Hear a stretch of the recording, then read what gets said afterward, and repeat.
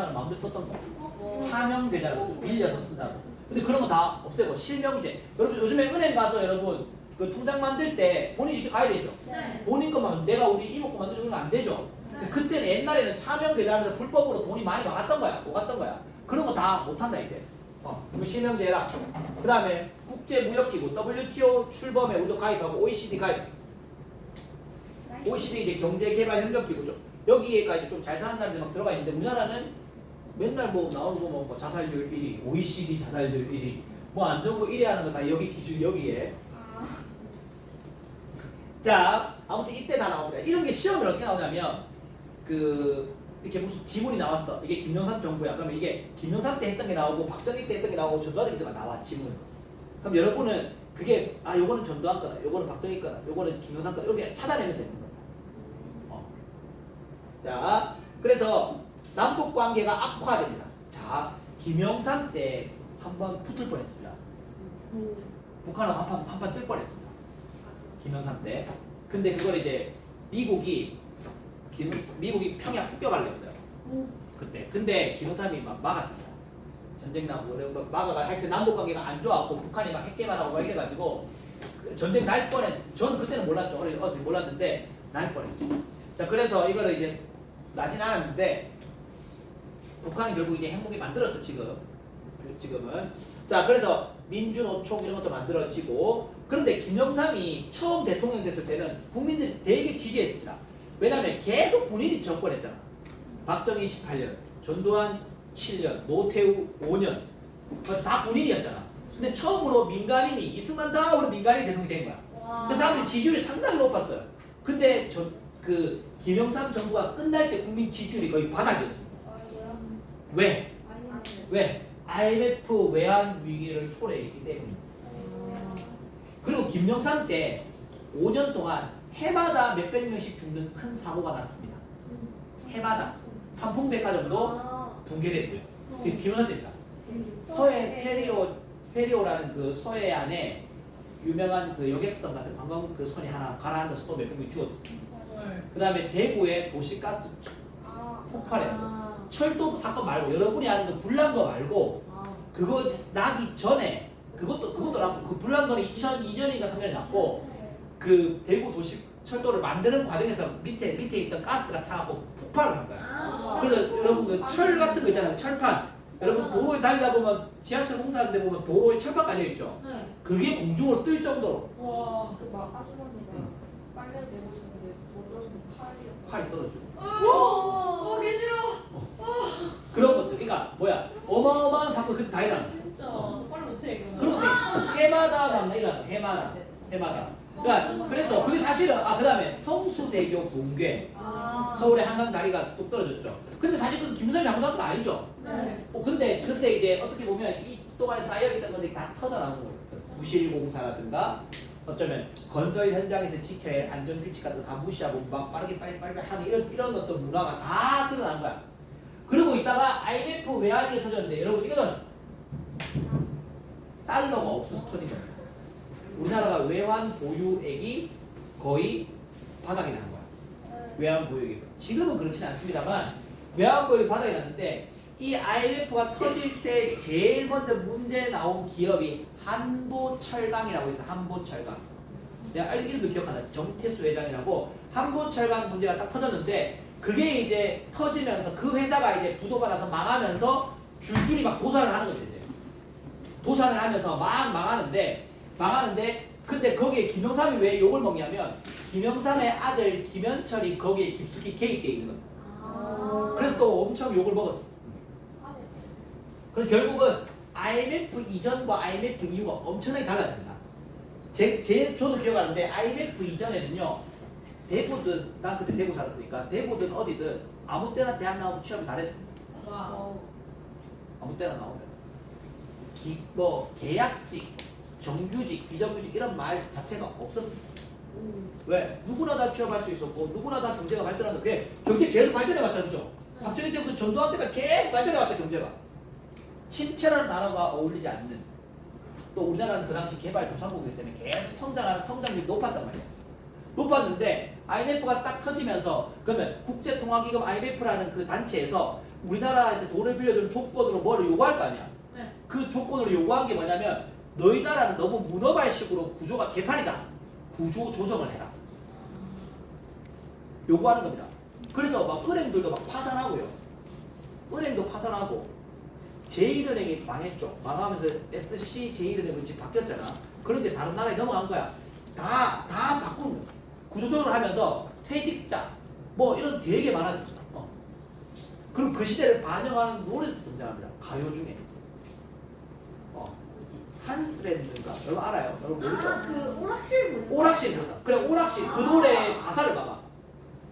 시험을 망쳤어. 그래 오락실에 갔었어 오락실 했는데 갔다. 누굴 만났어? 아빠. 아빠를 만났다 했지. 진짜요? 근데 아빠가 용돈을 주시면서 뭐라 그래요? 아빠를 만났다고 말하지 비밀로 하라 그러죠. 네. 말하지 말랬어 그러죠.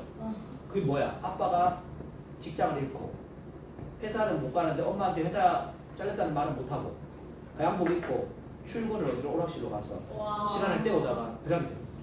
와. 그게 되게 슬픈 노래면 그게 사실은 그게 헐. 한숨에도 그 시대에 나와요. 그 시대. 맨날 앞부분만 해서. 저도 그 시대에 내가 학생 중학교 2, 3학년이었어요. 제가 IMF 터졌을 때가 내가 중학교 한 1학년, 2학년 그때였어요. 그래서 압니다. 우리 아버지도 평생 직장이 그때 바뀌었습니다. 오. 가구를 만드셨거든요.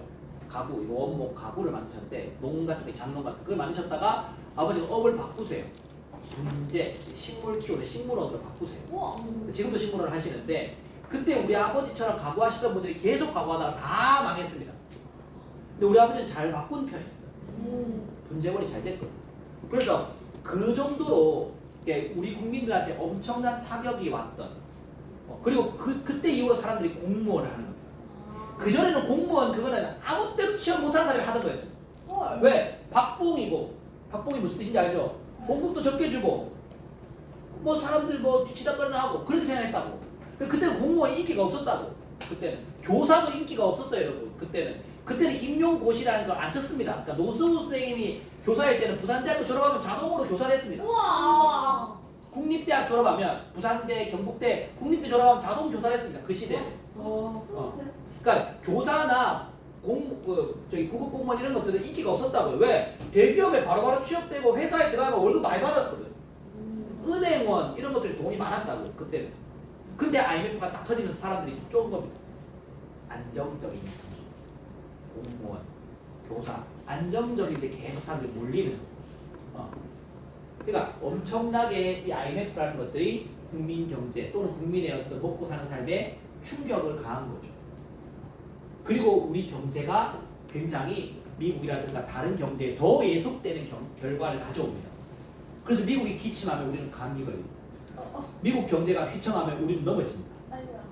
그런 지금도 그렇습니다. 지금도 그런 것들이 그래서 IMF가 가져오는 그런 게 크다. 자, 그런데 IMF가 터지고 국민들 충격받았잖아. 그래서 정권이 바뀝니다. 최초로. 자, 우리나라는 1대 대통령부터 누구 때까지요? 김영삼 때까지 다 이 당들이 다 대통령 나왔습니다. 그죠? 네. 아닌가요? 네. 1대, 2대, 3대 이승만. 4대 잠깐 장면이 있었지만 금방 끝나잖아. 네. 그리고 5대, 6대, 7대, 8대, 9대 박정희 10대, 11대 계속 나오잖아요. 이렇게. 근데 이게 처음으로 정권이 바뀝니다. 어느 쪽으로? 민주당 쪽으로. 누구 때? 이때. 김대중이 드디어 평화적으로 첫 번째 정권 교체를. 근데 이때도 김대중이 쉽게 못 이길 뻔했는데 이때 그때 이제 한나라당 그때 이름이 신한국당인지 한나라당인지 모르겠는데 그때 국민의힘의 옛날 이름들이 하도 많이 바꿔가지고 이 사람들이 이회창이라는 사람이 대통령 후보에 나왔고 김대중이 나왔고 그 다음에 이인재라는 사람이 등장했는데 요 이인재가 결국 이회창 표를 다 가져가는 바람에 김대중이 이겼어요. 우와.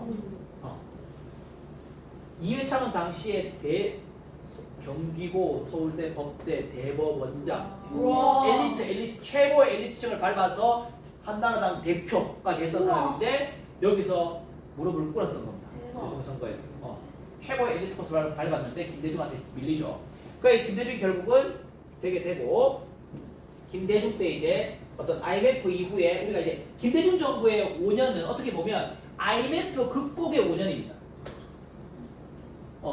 빨리 극복합니다. 우리나라 사람들 굉장히 또 근무기 운동하고 많이 하잖아요. 우리나라 사람들 굉장히 빨리 극복하긴 하는데 아무튼 이때는 이제 시장을 개방하게 되고 김대중은 원래 미국과 친했고 시장을 개방하게 되고 신자유주의 이게 뭐냐면 그냥 자본시장에 맡기는 거예요. 그냥 국가가 통제하는 게 아니고 자본시장에 맡기는 이런 쪽으로 가게 되고 북한과는 정책이 바뀝니다.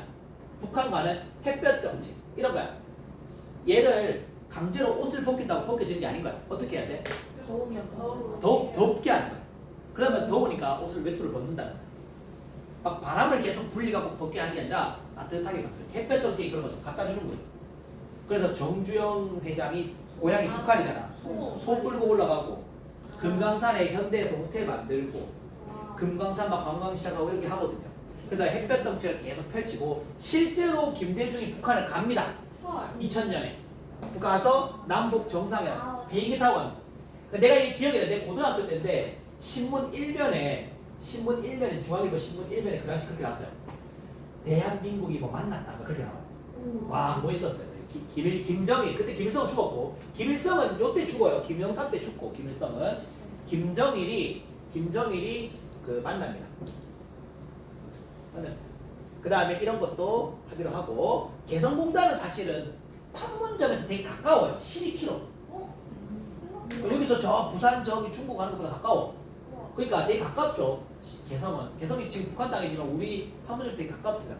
그러니까 합의하고 아직 만든 건 아니야. 합의하고 그 다음에 남북 정상회담을 하고 나서 6월 15일 날 남북 공동 선언을 합니다. 어떻게 우리 민족이 나가자. 선언도 하고 그 다음에 이산가족 상봉도 하고 했습니다. 그 다음에 이게 이제 정치적으로 북한에 대한 정책이라면 봐봐 경제적으로 봐봐 근모으기 운동하고 IMF 조기 극복하죠. 그 다음에 그러나 이 90년대 중후반으로 갈수록 이제 어떤 사람들의 계층의 차이, 빈부격차의 차이가 이제 커집니다. 그리고 사람들은 이제 공동체 의식 좀 사라집니다. 개별적으로 자기들 길만 찾아가는 거죠. 예를 들면 동아리 기독교 뭐랄까 이렇게 대학교의 동아리 활동도 줄어들고 사람들은 취업과 이런 쪽으로 가게 되고 그렇게 할수록 이제 어떤 계층들만의 간에 격차들이 많이 생깁니다. 그리고 대중문화가 활성화되죠. 90년대 초에 서태지와 아이들이 등장하면서 난 알아요가 서태지의 그겁니다. 시작곡인데 데뷔곡인데 그러면서 90년대 초에 아이돌 아주 완전히 새로운 아이돌 어떤 그런 게 등장했고 90년대 중후반 이때 가면 SM 기획사 같은 게 등장하죠. 이제 그런 사람들이 등장하면서 이제 대중문화도 완전히 발달하는 그렇게 갑니다. 자, 그 다음에 노사정위원회가 뭐냐면 노동자, 회사, 정부 그들이 모여가지고 임금 협상도 하고 여러 가지 얘기도 하는 겁니다. 노동자, 회사, 정부. 그리고 이제 김대중 정부 때는 북한과 가까웠기 때문에 경의선이 뭐야? 서울, 의주. 의주가 어디예요? 여기 북한, 여기 의주. 여기 서울. 이 철도도 복원하려면 원래 있었다는 건가? 원래 있었죠. 원래 일제강점 밑에 있었던 거야. 그런 걸 복원하려고 시도하는 거야. 그리고 내가 이거 더 써놓은 겁니다. 하도 시험에는 지문들이 나와서 한국과 칠레 FTA 뭐 체결도 하고 이런 것도 했었습니다. 자, 그런데 그 다음 봅시다. 자, 김대중은 실제로 시험 문제에서는 통일 정책이 나옵니다. 다른 거 안 나오면 나올 게 없어요. IMF 가끔 나오긴 하지만. 자, 노무현까지 갑시다. 노무현. 자, 노무현 대통령이 대통령 될 때 저는 투표권이 없었어요. 내가 그때 이제 내 기억에 나는 게 나는 이명박 때 제가 처음 투표를 했던 기억이 대통령 선거. 그래서 노무현이 대통령 될 때 제가 대학 1학년이었는데 아직 투표권이 없었고 노무현 대통령은 과거사 정리위원회라는 걸 만들어서 제주 4.3 사건이 국가가 공식적으로 잘못했다라고 제주도 가서 사과합니다. 그리고 친일파 청산하기 위해서 친일 임명 사전을 만들어냅니다. 이때 대다수의 친일파 후손들이 재산 정리해서 미국으로 간 사람도 있었고 여러 그런 게 많았어요. 그리고 지금은 돌려받거나 재산 빼앗지도 못합니다. 법적으로. 이게 굉장히 자 그래서 아무튼 그때 했습니다. 과거 정리 사건. 그 다음에 한미 FTA 시작하고 남북 정상회담 이때는 육로로 갔습니다. 요거는 비행기 타고 갔고 평양에 요때는 육로로 갔죠. 육로로 가서 누구 만났나요? 김정은 김정은이 아니지. 김정일 만났었죠. 자, 그 다음에 개성공단의 착공 공단이 이제 여기는 합의했고 착공이 시작됐죠. 자, 이랬는데 노무현이 죽은 건 대통령 끝나자마자 죽은 게 아니죠. 끝나고 좀 있다가 이제 돌아가셨지만 노무현이 대통령 끝나고 나서 누가 돼요? 이명박이 들어서면서 더 신자유주의. 그러니까 신자유주의라는 게 다 이제 자본시장을 오픈한다는 거예요. 자본시장을 오픈하는 거죠. 그러니까 외국 자본 막 들어오고 민간 자본 막 들어가게 이렇게 하는 거죠. 그 다음에 뉴라이트 새로운 보수라고 부르는 뉴라이트들이 등장합니다.